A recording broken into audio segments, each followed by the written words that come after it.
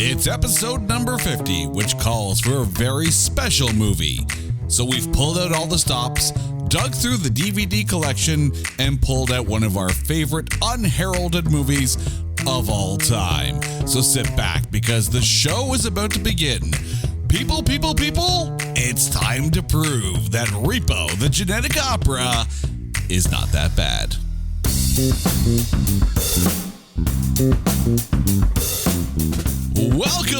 Welcome to this edition of It's Not That Bad, the podcast that looks for A grades in B movies. And I recognize that this is an audio podcast, but you have to just imagine that I am literally bouncing right now because we get to talk about Repo, the genetic opera.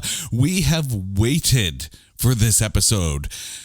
And because it's episode 50, it's time to celebrate. And joining me in the party of parties is my lovely wife, Carrie, who is, I know, she is just as excited for this movie. Carrie, how are you doing? I am doing great. I'm so happy to be here today. First of all, a big thank you to all of our listeners for hanging in there with us for 50 episodes of this show. We hope you're having as much fun listening to the series as much as we're having fun actually making it. But, Carrie, when it comes to this movie, like from the minute we saw the trailer of this movie, which I think was, I can't remember what DVD it was on that it was a trailer of, and we were like, we have to find this film. We must find this. This has to happen. And then we saw it, and it's like, oh my God, this is the coolest movie ever. And then you realize it qualifies. Okay, but I just have to share that this was the movie that would always define my friendships. I would recommend this movie with all enthusiasm and love and just adoration. And if the person backs away very, very, very quickly, then they're not meant to be my people. They're not my friends. This is the litmus test of a friendship when it comes to us. I mean, it's true. It's very true. Like, full disclosure here, like this is going to be a very biased episode because Carrie and I both absolutely love Repo, the genetic opera. And I don't even think it's, we're, you know... Did I not just say that to you, though, in our pre-screening where I was like, I forgot how much I love this movie. Yeah. Like I sat there with a smile on my face the entire time. And no, it wasn't from plastic surgery. Plus, you also told me to put the scalpel away. So, you know, there's that. But I mean... I also had the Zytrate. Exactly. It's not an exaggeration. This is a polarizing movie. There's no middle ground with this. You either love it or you don't. And then you're not my people. Exactly. Like, but join us. Yeah, exactly. You are either, you know, part of the Zydrate army or you are not. And if you haven't seen it, please, friends. Yeah. Join us. Now, enjoy it. Admittedly, we are going to spoil the crap out of this film. So if you have not seen this movie yet, and it is, you're going to feel old now. This is a 14-year-old movie. So you need now to go and find it. We did the rewatch on Tubi. So if you're fine with a couple of ads here and there, it doesn't take away from it. But yeah, definitely go watch it. But always the worst placed ads ever. At least they waited till the end of a song. You know, at least, you know, kudos to Tubi for that one. But before we get into this, it is time to take one of our favorite movies of all time, Repo, the genetic opera, and trailerize it. Sing it. In a future that can only be described as the natural evolution of the healthcare industry, one company has become more powerful than Amazon, more ruthless than Disney, and more into taking things away from you than Warner Brothers Discovery. GeneCo has one policy: make your payments, or they send the Repo Man to reclaim the body parts. But don't worry, they'll sing you a song while they cut you open. It's basically David Cronenberg's Broadway musical wet dream. You'll tap your toes, bob your head, and snap your fingers along with the soundtrack, but only if those are your original body parts. It's the rock spectacle that is Repo, the Genetic Opera. Rated R for really starring Paris Hilton. I just love the fact that Carrie had to literally lean away from the microphone so she wouldn't actually laugh during this one here. It's a very, very cool story. I will admit. It does take place in the year 2056. So scary enough, we're actually going to see a time when gene code could actually exist. Oh, dear God. Oh, dear God. Okay, let's do the rundown on this one here. This movie stars the late Paul Sorvino, Anthony Stewart Head, Alexa Pena-Vega, Sarah Brightman, Paris Hilton, Bill Moseley, and Terrence Zadunik. It is actually based on the play by Darren Smith, who's also in the film, and Terrence Zadunik himself. There's an almost start in this one, though. According to IMDb, there apparently was another actress who was cast as Blind Mag. It didn't say who, but they dropped out apparently due to the low budget of the film.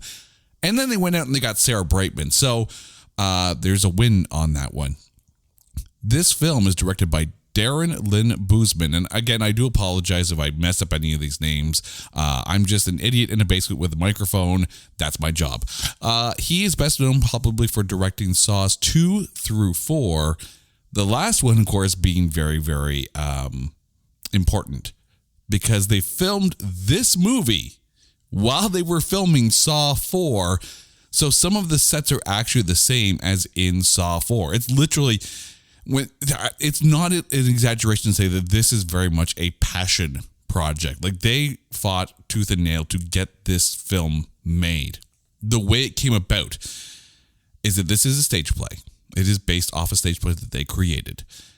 And then in order to kind of pitch this film, they did a 10-minute short film based on the play with a very different cast. In the role of Amber Sweet, although in this short film, the character was named Heather because that's what it was in the stage play, was Shawnee Smith, who played Amanda Young on the Saw films. In the role of the Repo Man, it was Michael Rooker, who most people will know as Yondu from Guardians of the Galaxy and Guardians of the Galaxy Part 2. Kristen Fairley, who is currently the voice of Bridget in Total Dramarama, was Shiloh in this 10-minute pitch film. Terrence Zadunik was the Grey Brother again. And Jay LaRose, who was in Saws 3 and 4, was Pavi Largo. It also had, as a teenage Zydrate addict in this 10-minute pitch film, Nina Dobrev, star of The Vampire Diaries and the Flatliners remake, was just a teenage Zydrate addict in this pitch production. But they had some interesting things to get through. Like, this film kind of walked that budget line. And at one point, they realized they were going to be about $50,000 over budget. In order to keep the film on budget, Paris Hilton did an appearance at like some club for $50,000, handed that money over to the production to make sure that the film stayed on budget. Love that. She did a personal appearance in order to help continue funding the film because she apparently was super into making this film and making sure that it actually saw the light of day. Now, okay, A, she could have easily just sold a handbag. Probably. Now, B, did she do the appearance as Paris Hilton or promoting the movie as Amber Sweet? No, she did the appearance as Paris Hilton. Basically, it's like one of those, like, you know, celebrity shows up at a club kind of thing, and everyone knows that the celebrity shows up, so everyone comes to the club. The club pays the celebrity to show up, and all of a sudden it's like, hey, here's your $50,000 because we made this much money that night because you were here. Not a bad way to go, right? I'm sure she should have just cashed in on all the people who said that's hot because apparently she trademarked that. So. I'm pretty sure I owe her $5.95. The check is in the mail, Miss Hilton. I'm really hoping that's $5.95 and not $595. Yes. Yeah. Well, it depends on what currency it is. Is it Canadian or American? Yes. And when I think about every Hilton pen that I ever stole from the hotel chain, They barely do that anymore. You never see like. I know. If you're lucky, you get like a notepad that has like 2 sheets of paper on it because people would just take pens and paper. Don't know who would do that. I'm looking at you. Maybe. The funny thing is she also put in a lot of her own wardrobe as well. Like apparently like when she showed up for casting for this, like the producers were like, we don't want Paris Hilton in this. Aw. And then she showed up like in costume, like ready to go, and blew them away. They're like, she gets it. She absolutely gets it. She really is awesome. You know what? Say what you will, but I'm a big fan, and I really enjoyed her in this. And the funny thing is, like, I remember when we were watching this on DVD, and there was one time we watched it with the director's commentary, and they were saying like even some of Alexa Vega's clothes in this were actually Paris Hilton's. Like, I everything I've read so far literally shows that she was 100%, maybe 1,000% behind making this movie. Like, she didn't take a producer credit. You know, she didn't like demand it. She, I guess, really believed in this, and that's awesome. Oh, that's fantastic.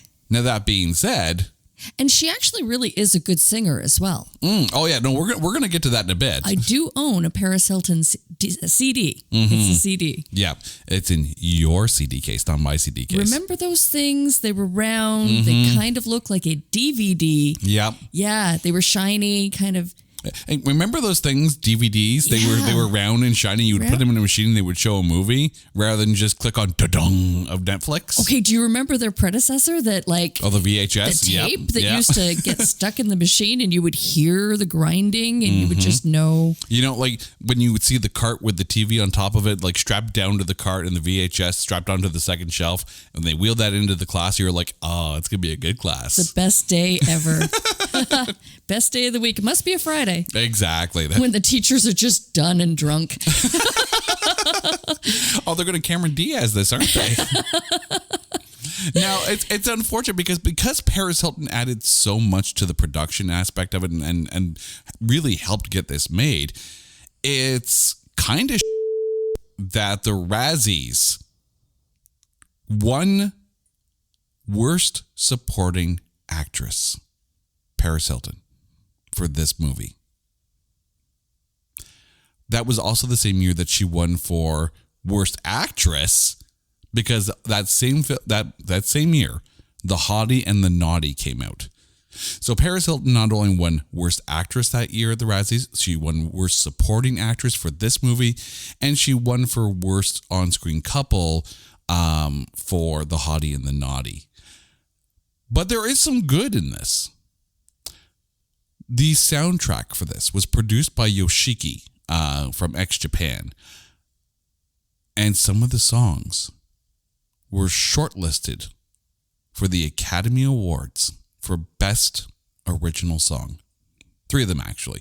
Chase the Morning, Chromagia, and Zydrate Anatomy. But unfortunately, they were not eventually nominated. Now, I want to put this into perspective here. That year at the Oscars, only 3 songs were nominated for Best Original Song. There was Down to Earth from WALL-E, and then 2 songs from Slumdog Millionaire, the winner being Jai-Ho from Slumdog Millionaire. Only 3 songs nominated for Best Original Song of the Oscars that year. You'd think one of those 3 songs that were shortlisted should have been nominated. Because Zydrate comes from a little glass jar. A little glass vial? A little glass vial. And that little glass vial goes into the gun like a battery.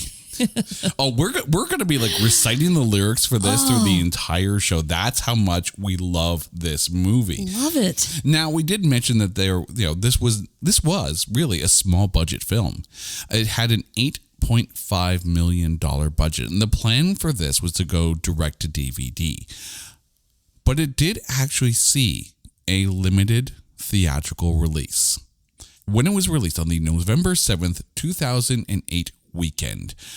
It grossed in its opening weekend only $53,684. Part of its grand box office total of only $188,126. When it debuted at 48th. But I did mention that was only in 8 theaters. Like, you're not going to make big money if it's a limited release like that. So I did some math.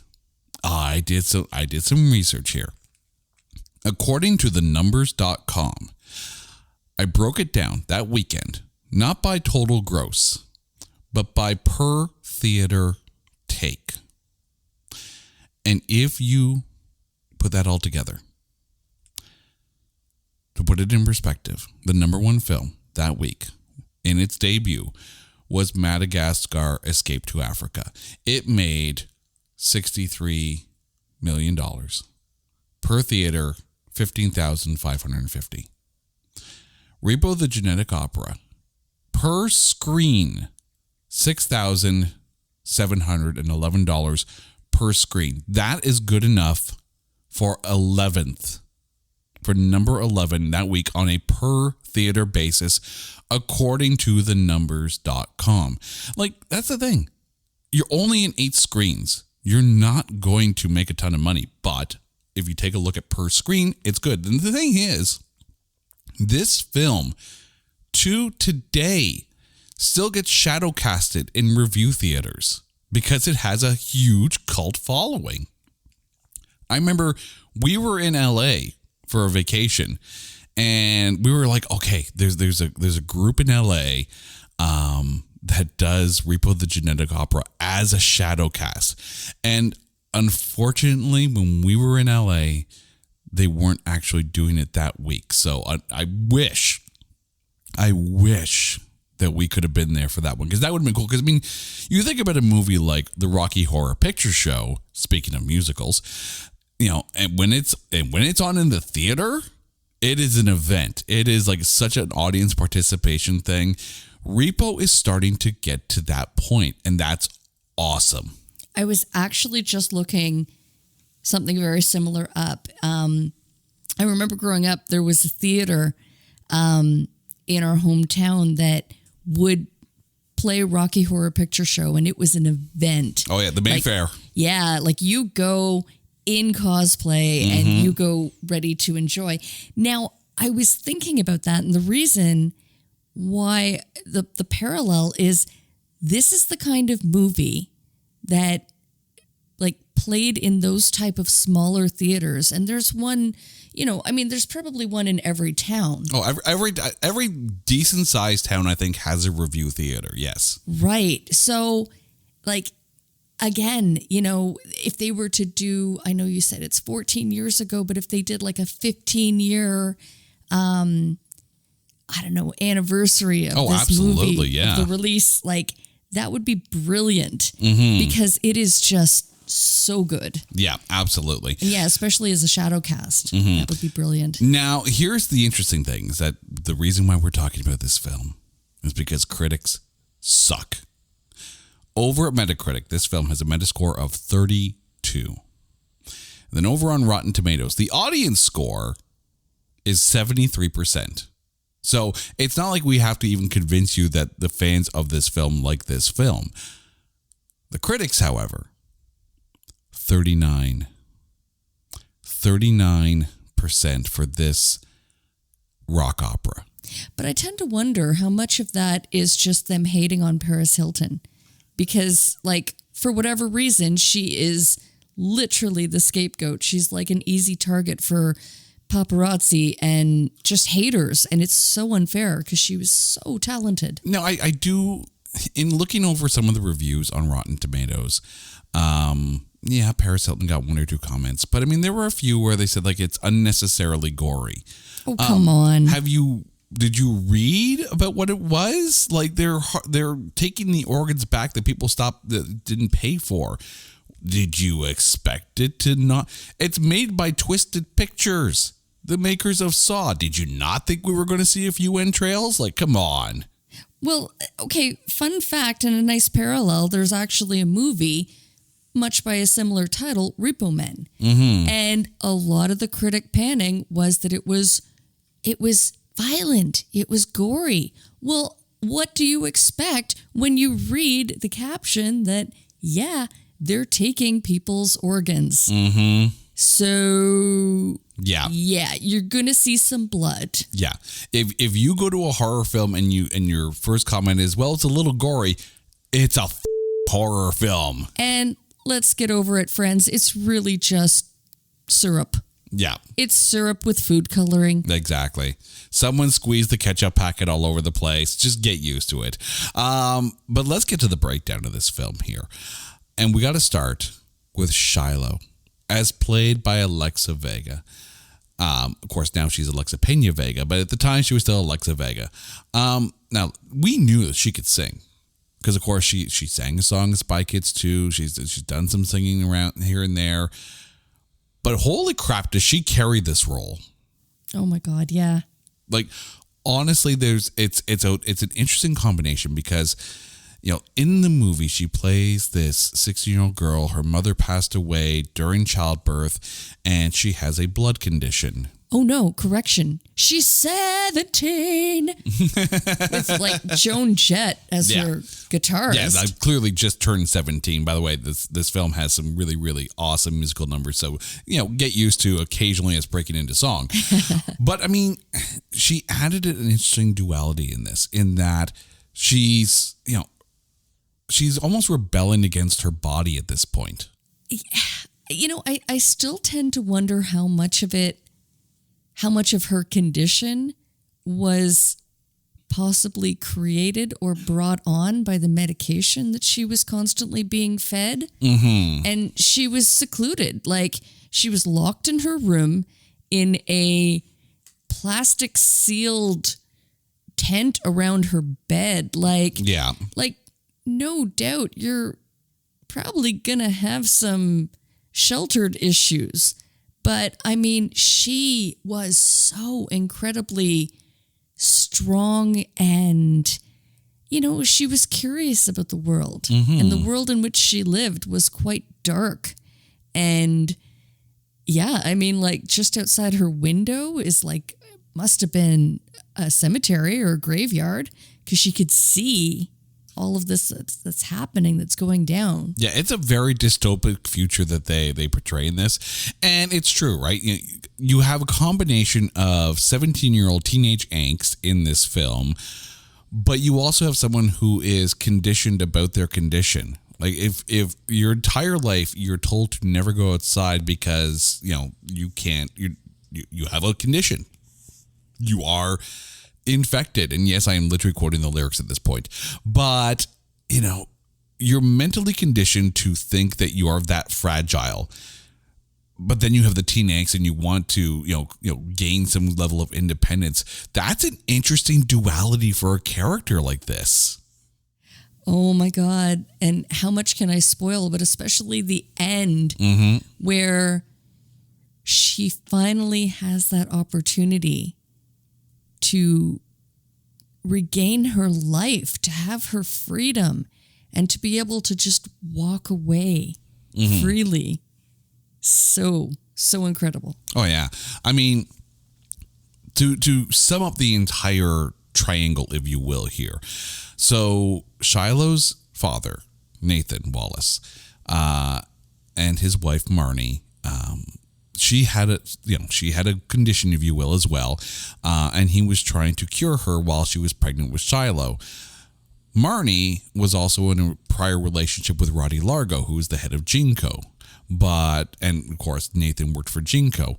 Marnie left Roddy for Nathan. Roddy got revenge by replacing one of the ingredients for what he was trying to make to help her with her condition.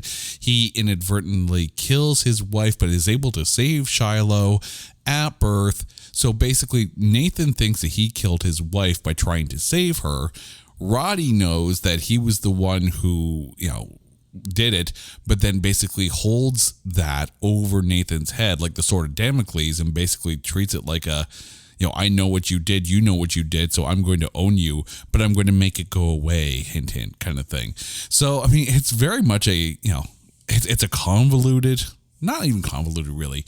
It's a tangled web with all of the main characters. Okay, since you just dropped so many spoilers, you also have to... I did warn them. Further, that Nathan now is indebted to Roddy Largo. Exactly. And so starts doing the dirty work, starts to become the Repo Man. Yeah. So, I mean, Nathan is a doctor. Roddy says he's going to make this problem of him accidentally killing his wife disappear. In doing so, Nathan works for Jinko as a Repo Man who has to go, and because he's a doctor, he's qualified to do it, to go out and repossess the body parts that Jinko has considered, the people have defaulted on their payments. But since we're talking Nathan Wallace, let's talk about Anthony Stewart Head. Apparently he got the role based on the one episode of Buffy the Vampire Slayer that was a musical, the title Once More with Feeling. I never saw that episode. Actually, I've never actually seen a full episode of Buffy the Vampire Slayer. But boy, does he sing in this one. Again, it's a musical. You hope people can sing, but damn. So incredibly good and just commanding the screen. Every scene that he's in, wow, it's incredible. Yeah. And if you haven't seen Buffy and if you haven't seen this film, you can actually see Anthony Stewart Head in an episode of Doctor Who.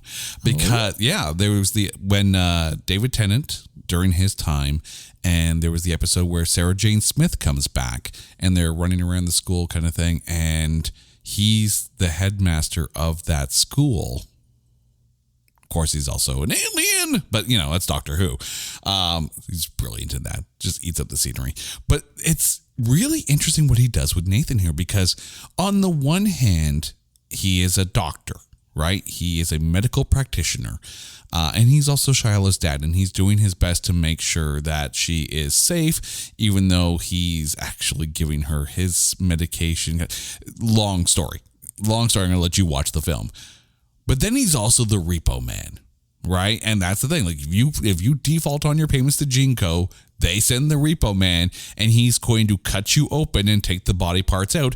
You're not going to survive. But there's something very Batman or Two-Face about his character. It's almost like he's created this alter ego, kind of like Moon Knight, in that when he puts on the whole Repo Man garb and all that, it's almost like he gets into this manic, psychotic state. And there's times when he'll sit there, he does the job and all of a sudden it's like, oh, well, I just did that. And then there's a duality. We mentioned the duality with Shiloh. There was a definite duality in this character. But he is so self-aware of it, too, in that line where he's like, the father is dead. The monster lives. Let the monster rise. Again, we warned you that we're going to sing. Mm-hmm. It's going to happen. This is Repo is basically a vigilante at this point. Really looks a little bit like Batman mixed in with Neo from the Matrix, and the maniacalness of it. But when you think of, and I'm definitely not defending this, but for a man who honestly and sincerely believes that he killed the one woman he loved, he's going to snap. Once that happened, it's like any life is just doesn't hold the same value. Mm-hmm. And consider, if you will, right?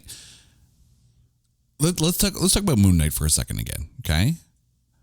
Mark Spector created the persona of Stephen Grant in order to be able to compartmentalize the trauma that he was going through in trying to deal with the fact that he inadvertently and accidentally led his brother to his death. Stephen Grant didn't have to live with that trauma. Therefore, Mark Spector lived in Stephen Grant, right? It's that dual personality thing. In this case, you have a doctor who has, in his mind, inadvertently and accidentally killed his wife. The Hippocratic Oath has been broken, not personally or not intentionally, but he's broken his Hippocratic Oath. And now But it actually is, because as far as I understand, doctors cannot have knowingly or, unless in an emergency situation, cannot have their family as a patient. No, it's do no harm. Basically, that is the Hippocratic Oath. A doctor above all shall do no harm. At least not intentionally. I mean, like, not every doctor is going to be able to save their patients, right? And in this case, it's not necessarily that the Hippocratic Oath is broken, but he has to break the Hippocratic Oath in order to be able to make this go away, to fulfill his duties to Jinko as a repo man. So here he is, basically putting his normal life aside and having to become this other person to compartmentalize that which he must do in order to be able to fulfill his contract with Jinko. Right, but he also, as far as I understood, he created or found the cure. He created the cure. So he thought, which means that he was, again, he was treating his patient, wife. yes. And if it wasn't for the poison that Roddy had taken to Nathan's lab in order to actually basically eventually kill Marnie as almost punishment for leaving Roddy for Nathan, but he doesn't know that. All he thinks is, everything that he did was wrong and with tragic consequences. And now here he is, a doctor who has to go out and slice people open for business. Can I just say, though, where Roddy Largo had failed is he had a doctor in his debt. I mean, he was not a well man. He knew it because he was trying to find the cure. No, he was trying to find the next, there's a word, I can't find the word, predecessor? The next heir to the Jinko Empire, yes. Right, okay, so he was looking for the heir to take over his company because he knew that he was sick. If he were a smart man, he had, a doctor at his ready that could have possibly come up with a formula to possibly have saved him. Yeah. Well, I mean, that's actually addressed. In the movie, Roddy Largo, as played by Paul Sorvino, actually says at one point, Nathan showed promise, but then he betrayed me by taking Marnie. And then when they did the whole comic book prelude into that part of the story, by the way, they would break into these comic panel backstories, which is a beautiful way of actually telling the backstory without getting too lost into extra songs and whatnot. It left with, Roddy could only punish one.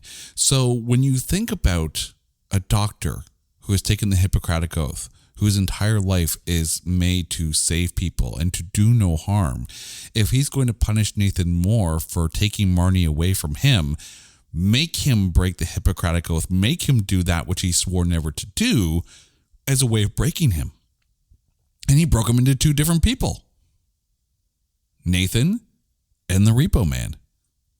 And that is played to perfection by Anthony Stewart Head.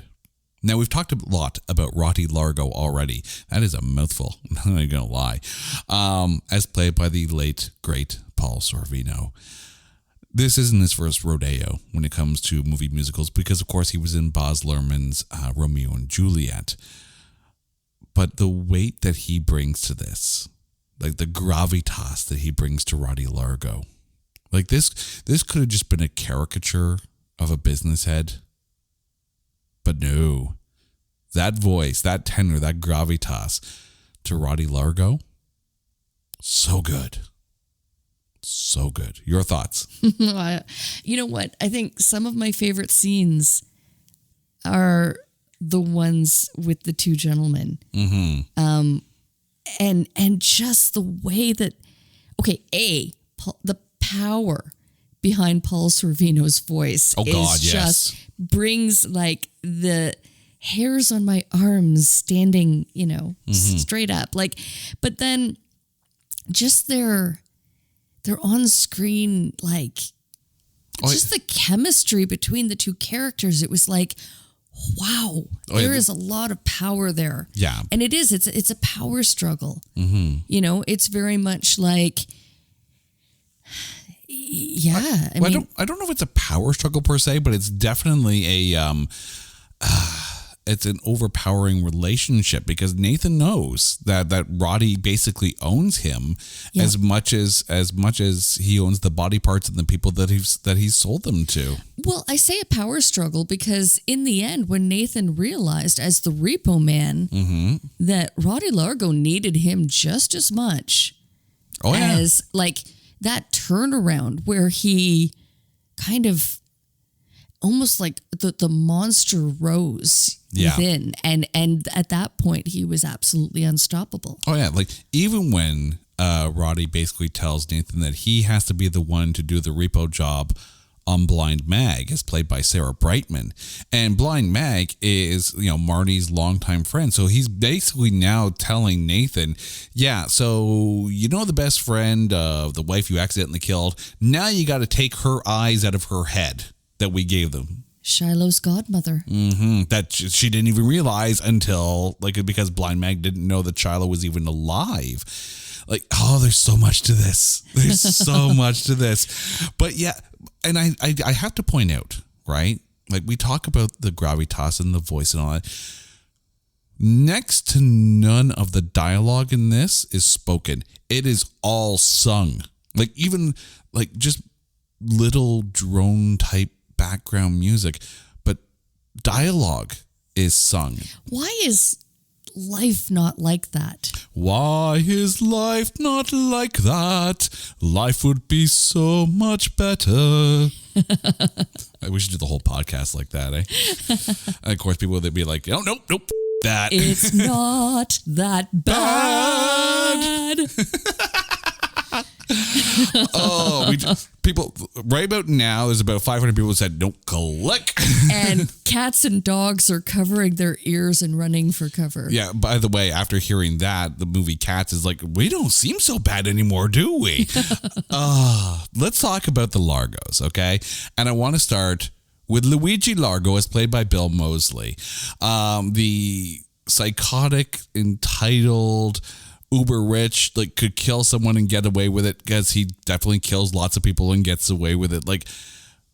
Luigi Largo is just it's a tasty role because you get to just play in that psychosis. I mean, to add, the interesting element is that Roddy Largo has 3 children, and he is a wealthy man, owner of, the biggest company, that you can just tell these 3 entitled children are constantly just vying for their dad's attention and respect. And you can, Luigi Largo, yes. Luigi Largo is just like, he is the purest of the pure evil.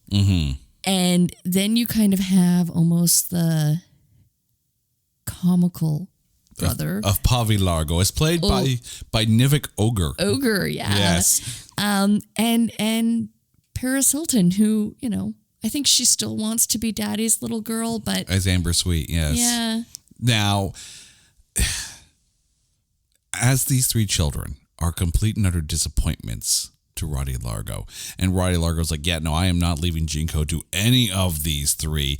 It kind of plays out like Succession, the TV series, where it's like you've got the kids and they all think they're going to take over Jinko, and Roddy's like, yeah, no, you, and you.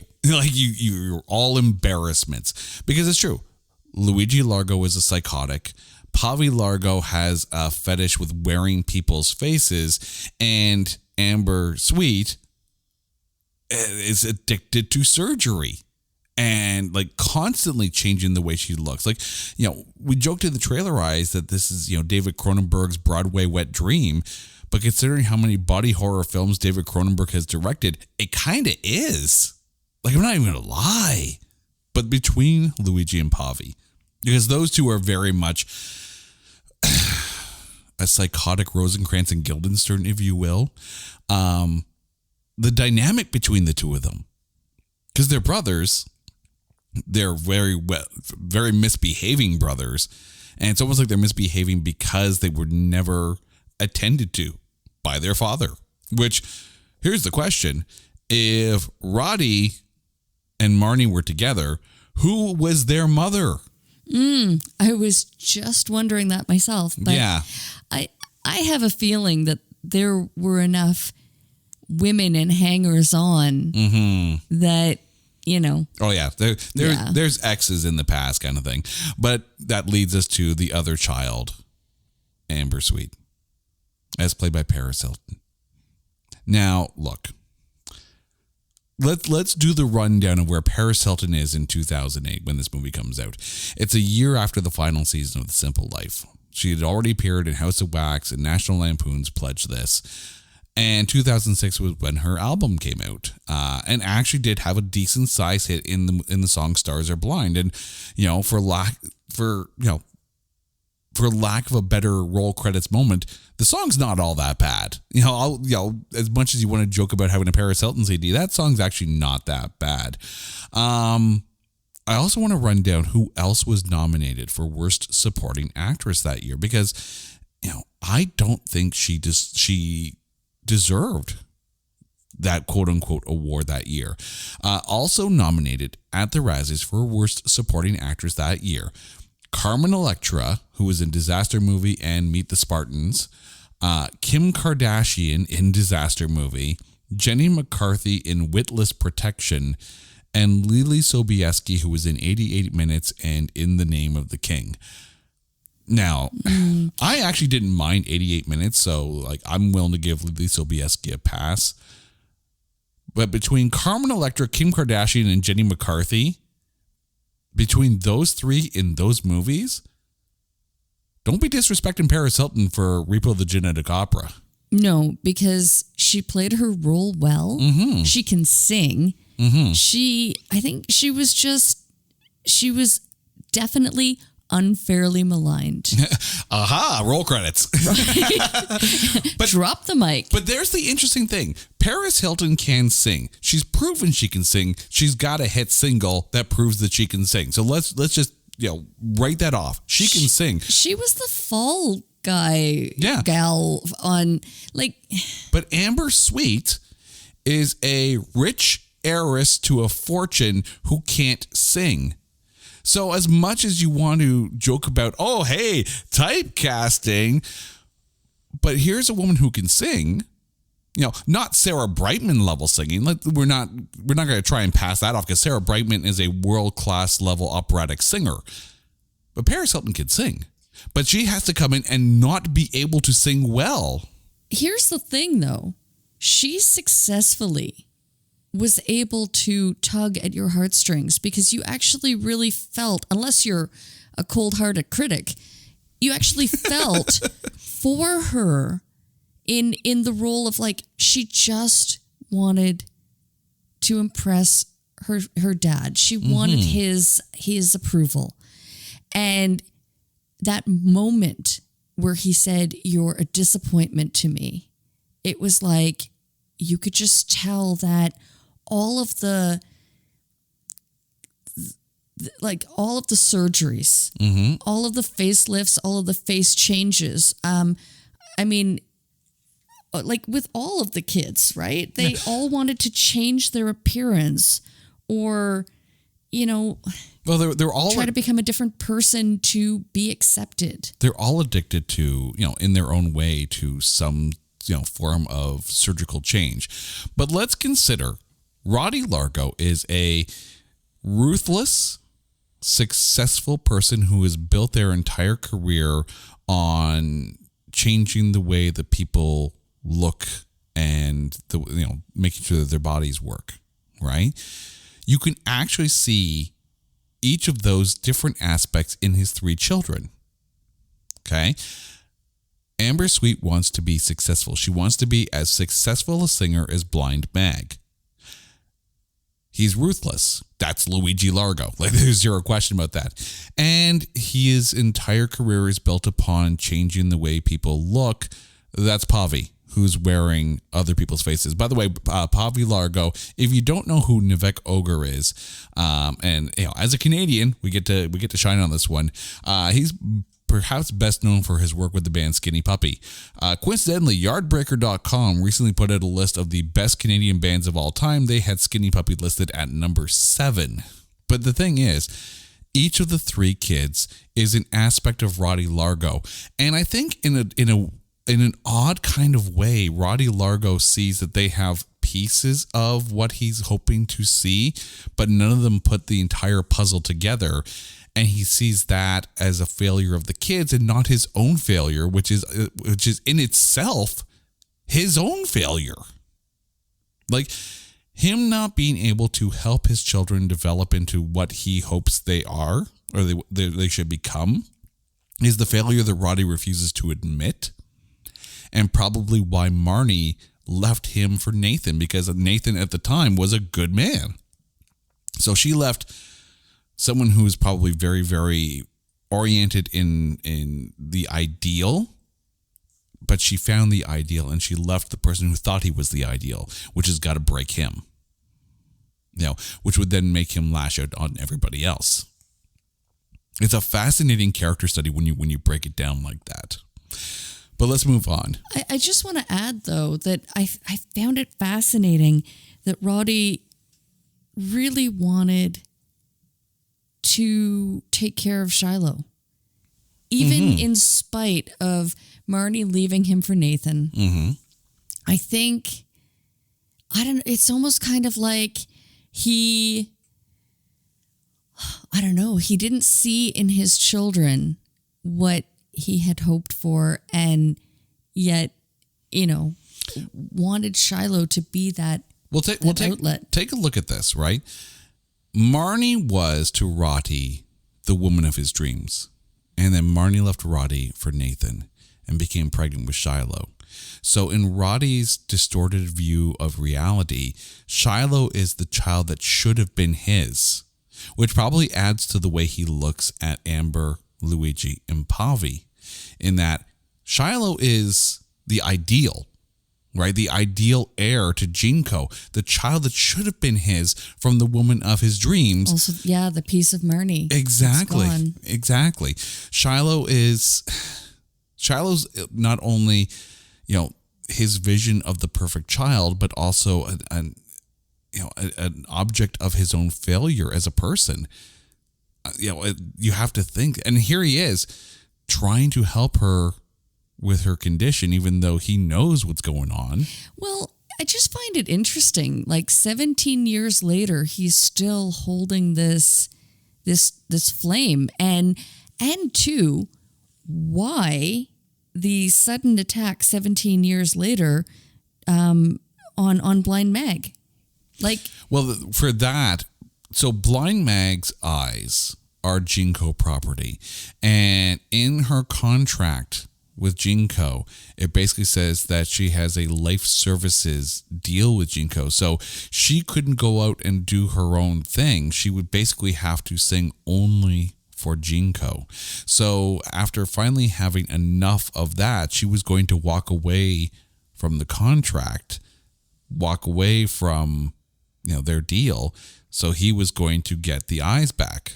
It's a repo deal at that point, right? Because again, here is Marnie's best friend betraying him and betraying the contract that they did up.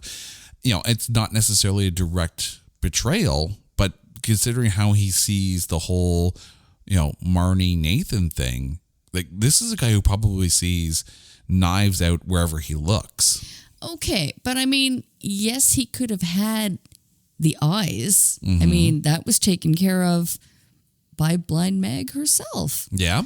Can we just call her Mag? I think calling her Blind Mag, that's, Yeah, no. we don't need to draw attention. That's It's the character name, though. yeah, okay. But yet he still pulled the cord, which led to her demise. Spoilers, yeah, true. Yeah. So, But in doing why? so, she defied him for the last time. She ruined those eyes. I guess it truly was a contract for life then. It was pretty much, right? And that's the thing. Like she's like, I would, you can take these eyes. I'd rather be blind. Quoting from the song Chromagia.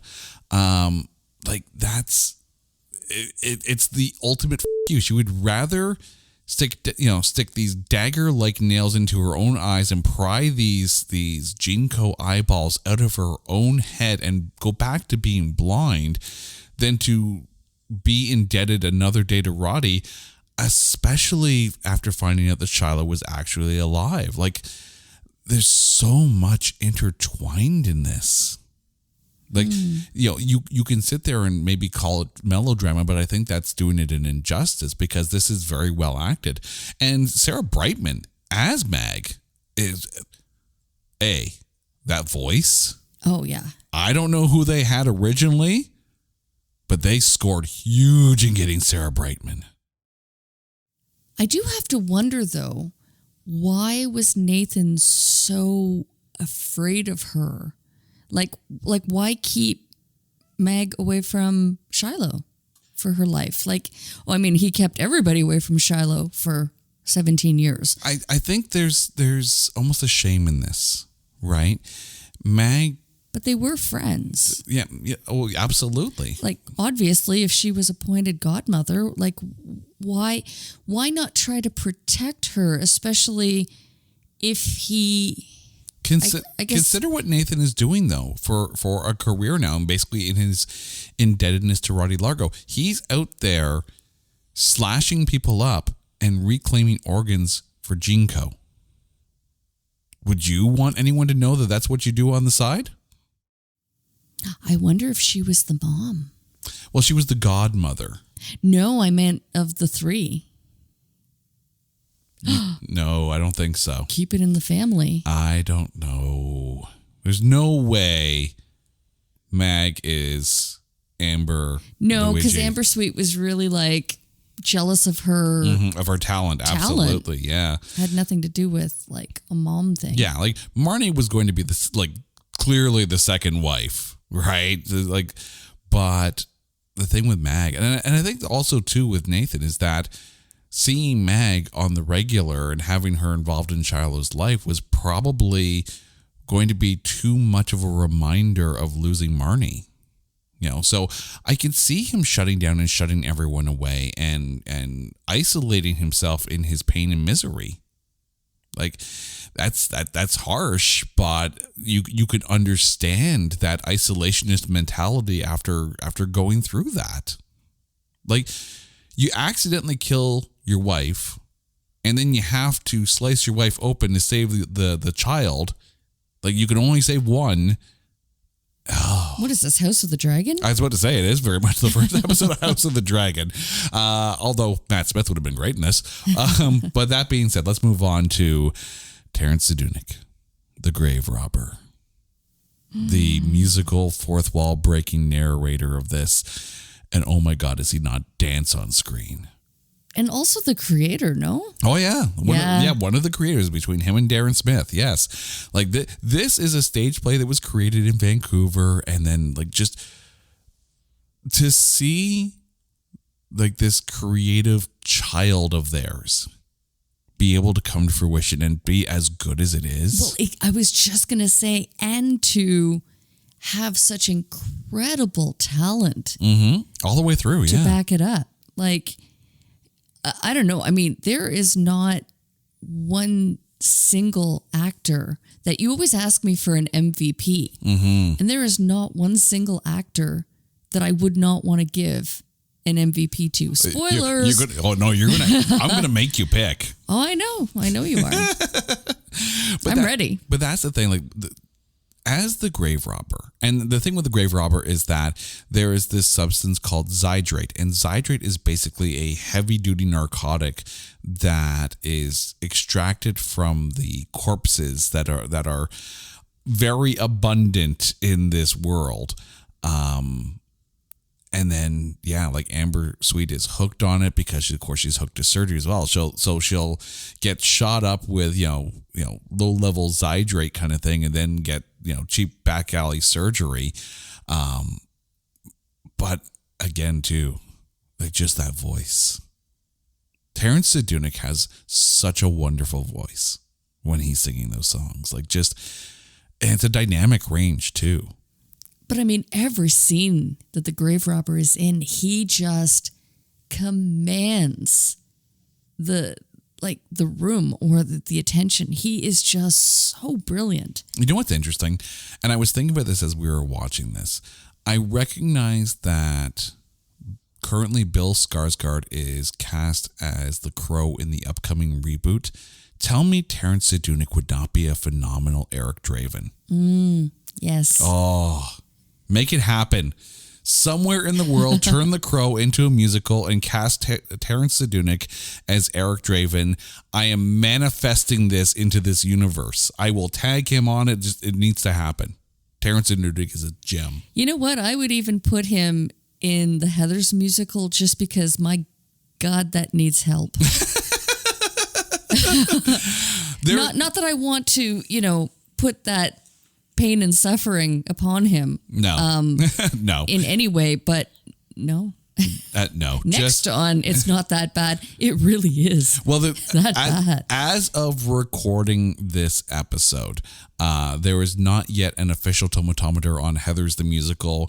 I'm sure Carrie is going to keep an eye on that one and make sure that I don't see it, because if I mention that it qualifies, she's going to start running from the house like she's, Cameron Diaz at the end of Very Bad Things. Remember the Avengers the musical from Hawkeye? Hey, I can do that all day.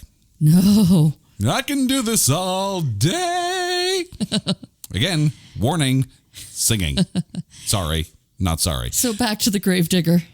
Actually, let's get to the music, seeing as how I've just, butchered our listeners' ears with my singing.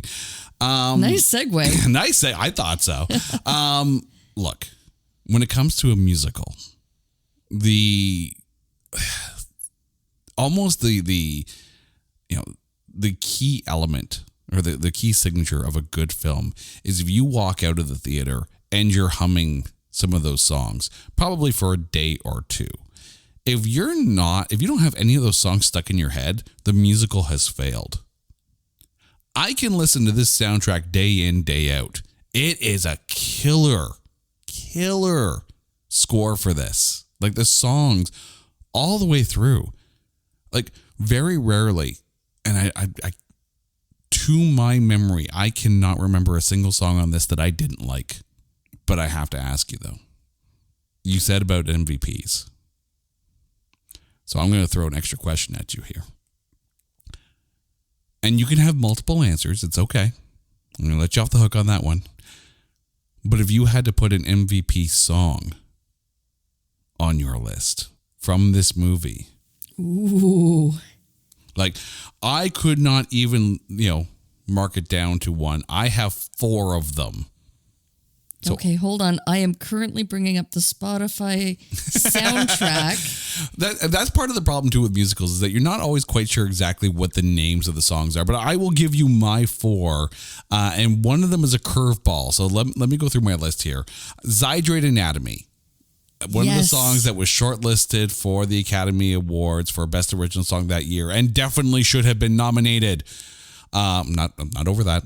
Not over that. It's such a catchy song.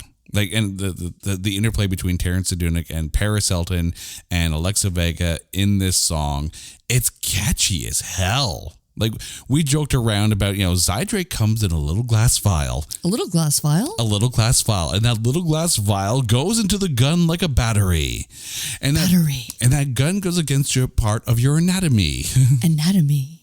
But that's the Zydrate Anatomy song. Oh, love it. Also on my list is Legal Assassin. That is Anthony Stewart Head in all of his singing glory. Mm-hmm.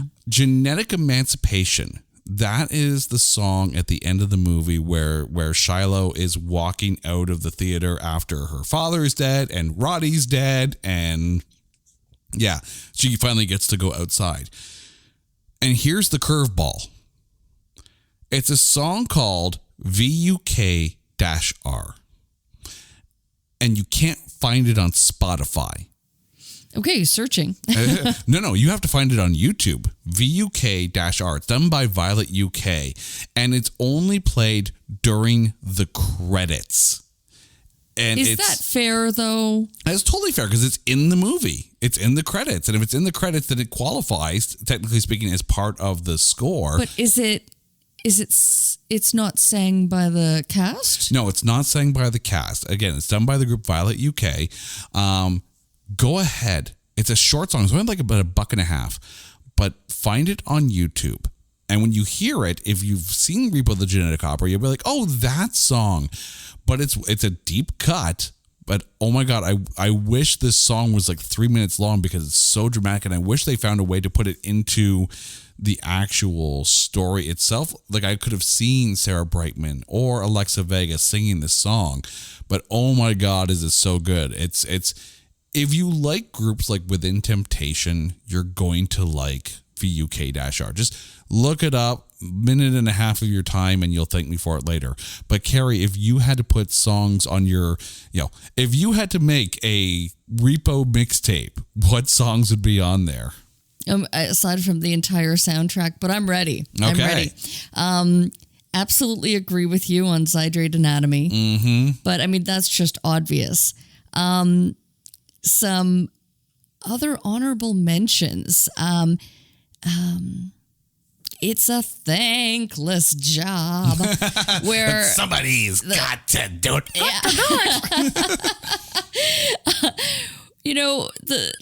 Where the Repo Man is just having way too much fun at work. Yeah, that scene should be subtitled "The Puppetry of the Dead." Yeah. Trust me, you want to see that movie. You know what? It's just so much fun. So I have to give an honorable mention there.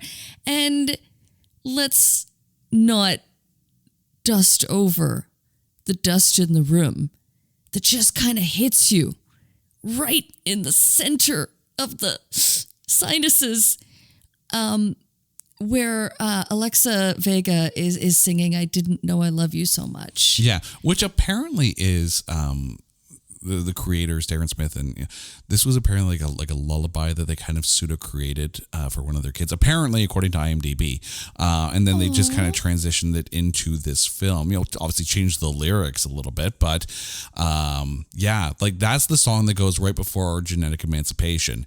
Again, this soundtrack.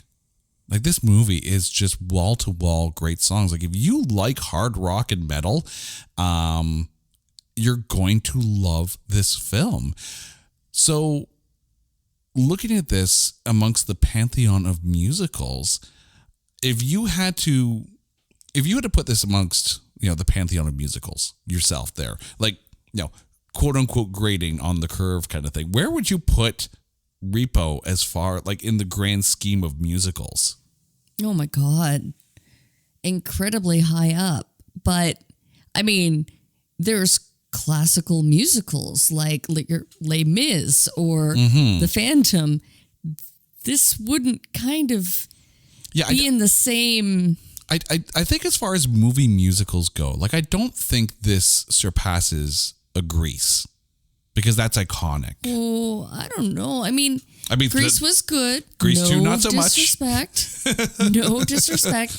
But again, just the caliber of the talent of each one of the actors and the power of their voice. Paul Sorvino, I know I didn't realize, I didn't pick any of the Paul Sorvino songs, but when he would just command the stage. I will say that where Paul Sorvino maybe didn't have any of the songs stand out, it was Paul Sorvino basically singing the dialogue that really stood out for him. Like it's such a commanding presence. Like even that scene where he picks up Shiloh in the graveyard, which by the way, if you tell some girl to meet you at a graveyard, and you actually go, you have to question your life choices at that point. But so he picks her up in the graveyard at her mother's grave.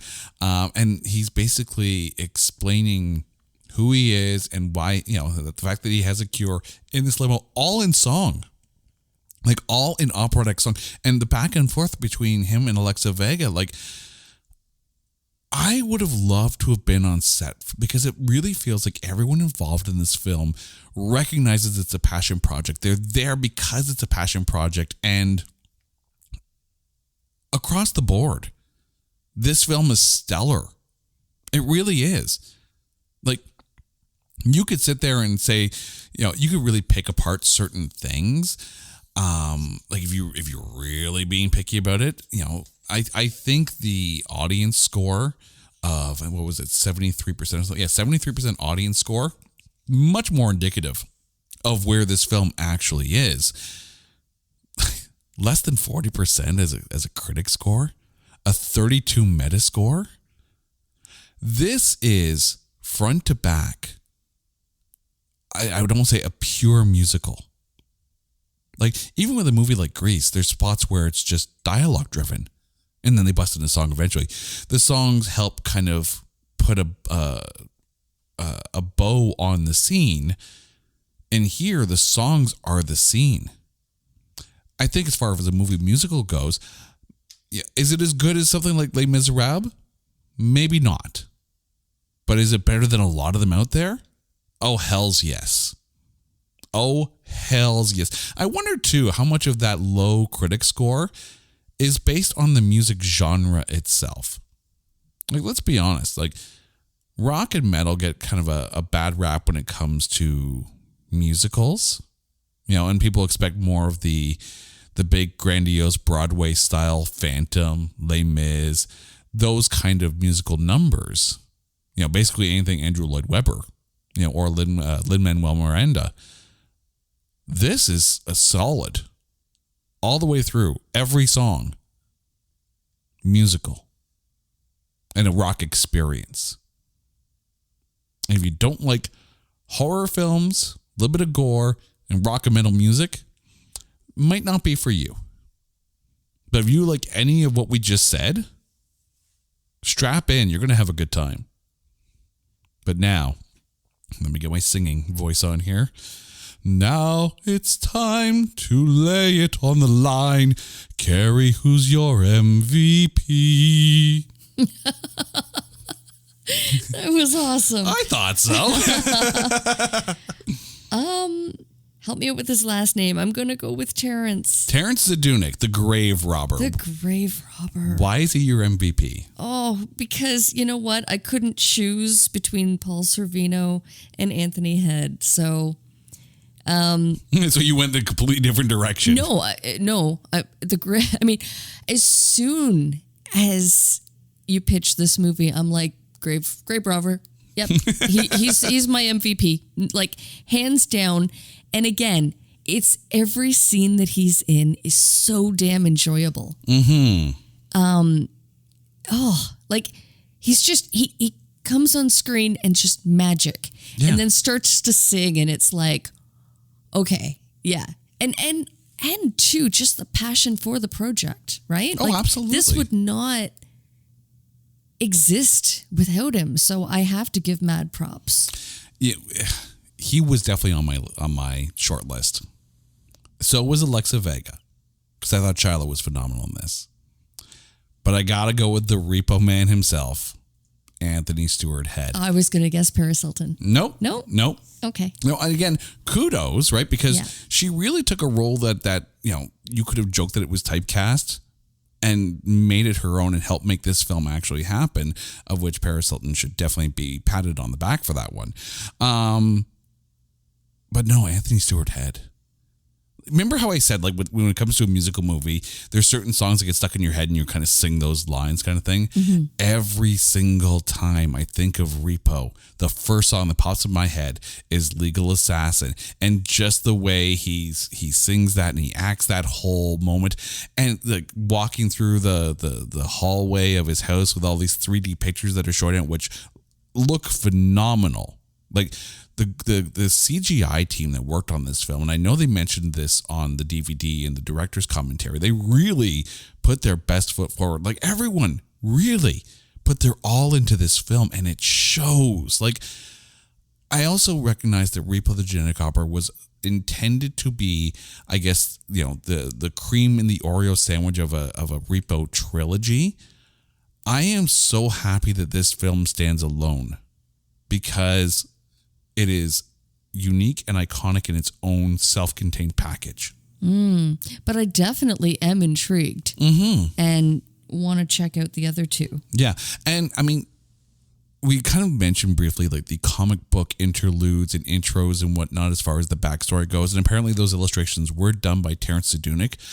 I don't know if this exists, but I hope that one day Terrence Sedunick finds a way to put together a graphic novel in the Repo world and create that. Like, I know there are comic book companies out there that would gobble up the idea of a Repo the Genetic Opera comic book series.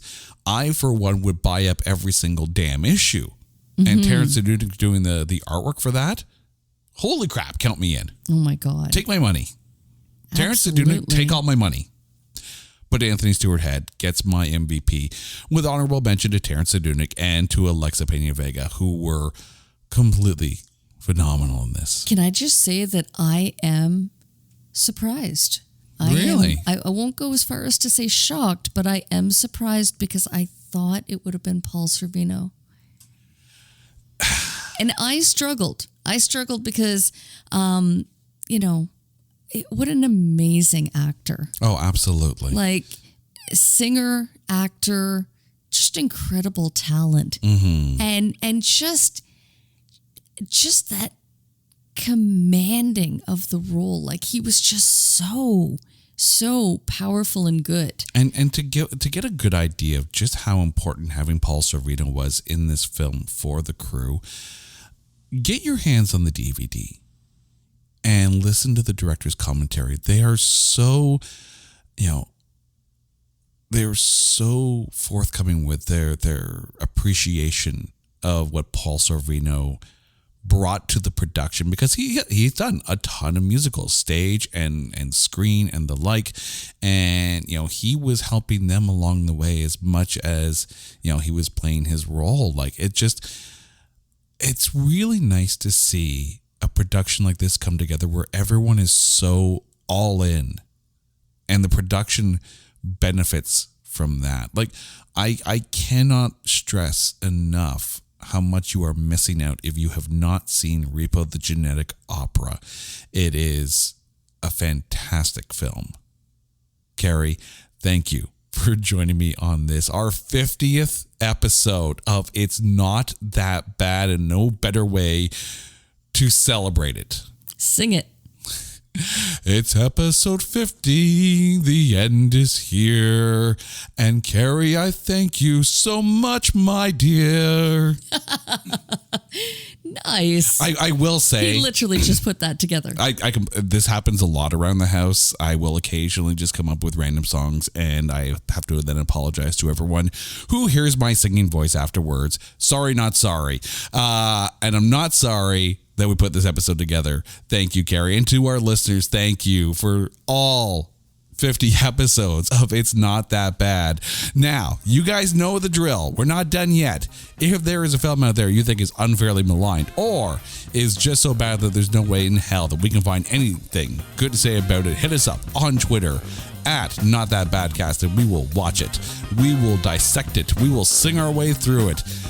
And we will find the good things to say, because we are looking for those A grades in B movies. Until next time, I'm Jay. She's Carrie. You're awesome for listening. This is It's Not That Bad. Take care.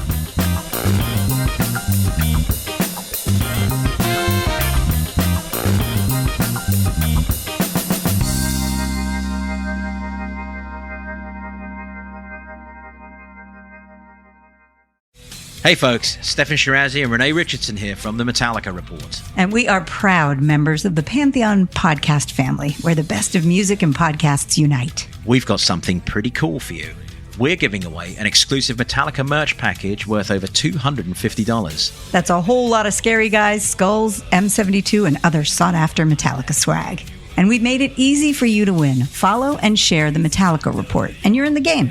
Go to pantheonpodcast.com/Metallica, enter your email, and hit that button to be entered to win. And just like that, you're eligible for our monthly exclusive Metallica merch package. And guess what, rockers? You can enter every month, so just do it. And while we love our global brothers and sisters, the lawyers won't let us ship outside the U.S.